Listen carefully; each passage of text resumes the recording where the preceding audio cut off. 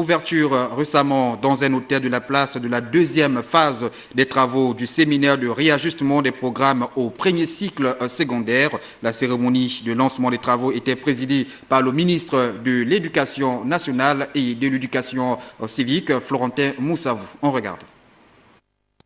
Améliorer la qualité de l'enseignement en République gabonaise et précisément dans le premier cycle secondaire, c'est le but de la deuxième phase du séminaire de réajustement des programmes dont le lancement des travaux est présidé par le ministre de l'Éducation nationale et de l'Éducation civique.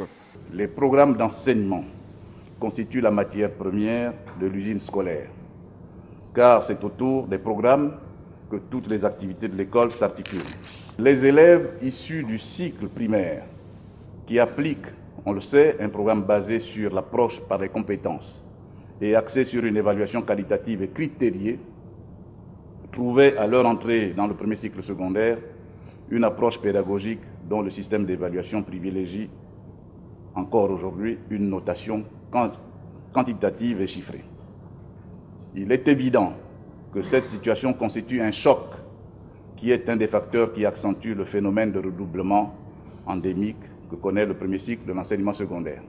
Ces assises sur le réajustement des programmes des matières littéraires financées par l'Organisation internationale de la francophonie et qui se déroulent dans un contexte de crise dans le secteur éducatif sont une plateforme qui permettra aux participants de plancher sur l'élaboration d'un socle commun de compétences et de connaissances du collège.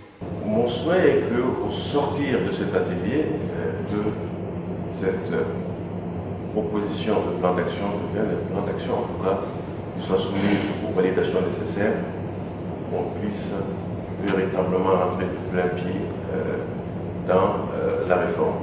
Le socle commun de compétences et de connaissances, qui va devenir le profil de sortie des élèves à l'issue de la classe de 3e, sera en outre un outil facilitateur d'orientation des élèves vers des nouvelles filières des enseignements général, techniques et professionnels.